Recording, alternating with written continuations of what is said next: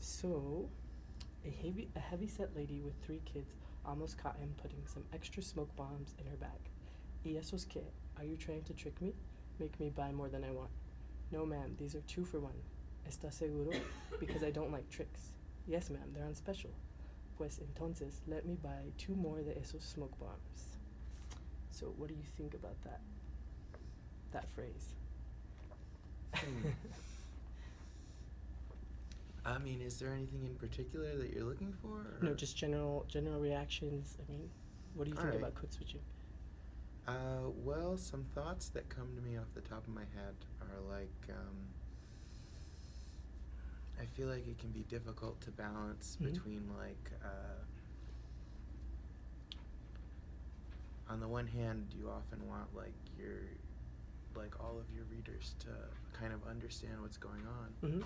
But on the other hand, it loses the realism if people are just like repeating the same thing they just said in a different language. I mean, in this passage, it was like pretty darn easy to figure out what was being said by the context. So what do you think about it in terms of like us living on the borderlands, like near the border, the use of Spanglish in literature? What do you think it adds to literature? Like the use of code switching? Or if it adds anything at all. You don't have to say if it does. I'm sorry, somebody's here. Oh, okay. Hi. You're saying, so like in terms of reading a book like this in the borderlands, do you think code switching adds to the tone to? I think absolutely.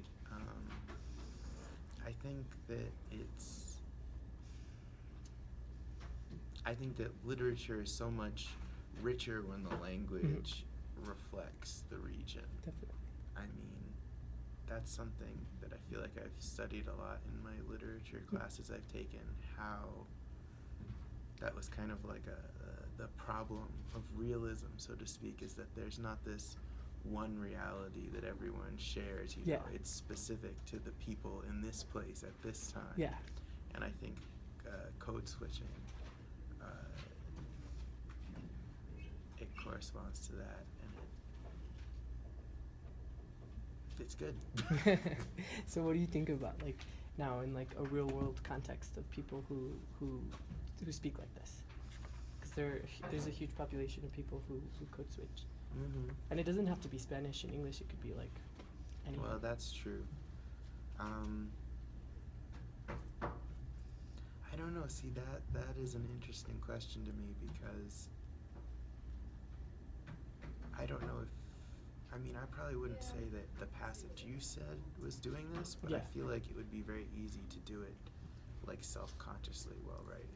Okay, fair enough. Well, thank you, Jacob. You're very welcome. I'm going to read you this passage, okay? Keep him, his father said. ¿Estás loco o qué? You want to live with monkeys. I'll drive you to the zoo. Come on, get in the car. I'll take you right now.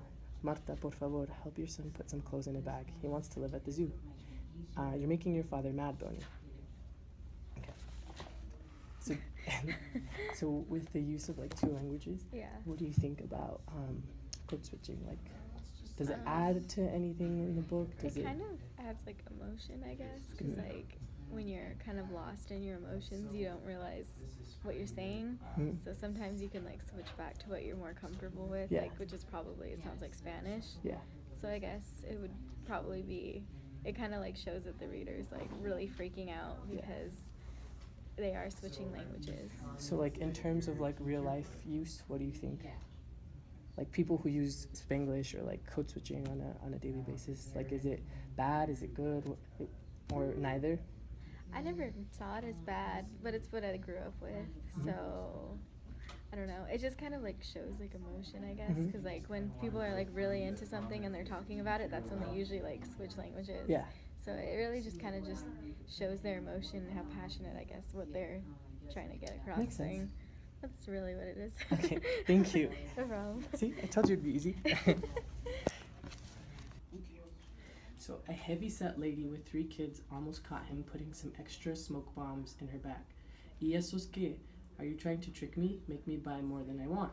No, ma'am, these are 2 for 1. ¿Estás seguro? Because I don't like tricks. Yes, ma'am, they're on special. Pues entonces let me buy 2 more de esos smoke bombs. So what do you think about code switching like in literature? I'm sorry, tell me again. How do I feel like going from English to Spanish like that? Yeah, code switching is like from English to Spanish or any language. It could be like Russian Right. to, yeah. I think it depends on the subject. Mm-hmm. I have had tutors in the past that have tutored in Spanish and use English, and I think it's just better communication. Mm-hmm. I do feel that, if it's essential, if it's important, in order to get the point across and to help the person.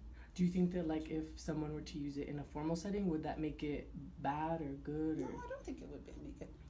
so people who code switch aren't like, do you think they're less educated? Oh, no. I think, they might see it as a negative thing because they always see like either stick to one or the other. Yeah. But like in this setting for students, I think it's fine. Helpful. Yeah. Well, especially since we have a population of students that English is their second language. A lot of times they're in class and they don't understand what they're saying. Some of these simple words they may not understand. Yeah. Okay. So I think it's fine. I don't see a problem with it. Some people may. I know my previous supervisor did. Oh wow. Yeah, she just wanted tutors to speak English, no Spanish. Interesting. But again, like I said, I have had some Spanish speakers, and I hear them tutoring, and it's wonderful to hear them explain in Spanish in the second language because then the student actually understands what they're talking about. But I've heard them say it in English, and the student, you can see they're puzzled. They don't understand what they're learning. The first person I tutored, she was writing an essay and she couldn't speak English as well as she could speak Spanish. Right. And she understood everything. Right. She understood everything, but she couldn't put it on paper, you know? Right. Because when I started talking to her in Spanish, I was like, no, she's not. Like, she knows everything. Right. She just can't translate, And I think, like I said, here in New Mexico or even Las Cruces, we're so close to the border that I don't see it as a problem because, English is a second language. Mm-hmm. That's true. I know my mom does that. And, she was born here, but because she was a housewife, never really got around with speaking English, Yeah. But yeah, I think it's helpful. Yeah. It really is. Like I said, I've seen it in our setting. And do you use Spanglish yourself? Yeah, as a matter of fact, yesterday I was talking to Sara Reyes, and she speaks perfect Spanish. Since I didn't use Spanish a lot, it's with my parents, and because it's in a different setting, I'm in an educational setting.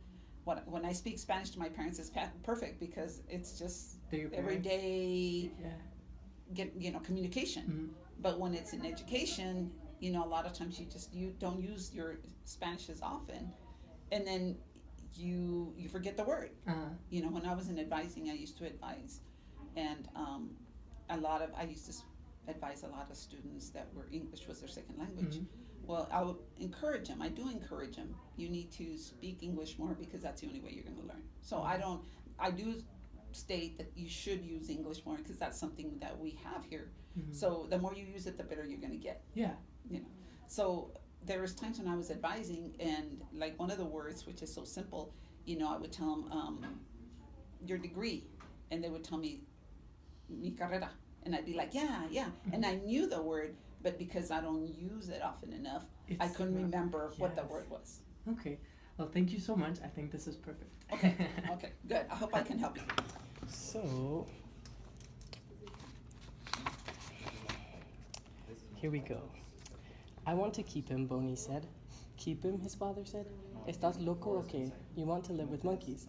I'll drive you to the zoo. Come on, get in the car. I'll take you right now. Marta, por favor, help your son put some clothes in a bag. He wants to live at the zoo. You're making your father mad, Bonnie. I didn't do anything, Bonnie said.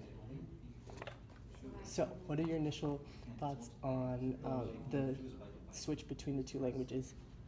Very casual, I think. It was only one sentence, right? Yeah. So, do you think that it's something that adds to like the effect of literature? That it can add to the effect of literature?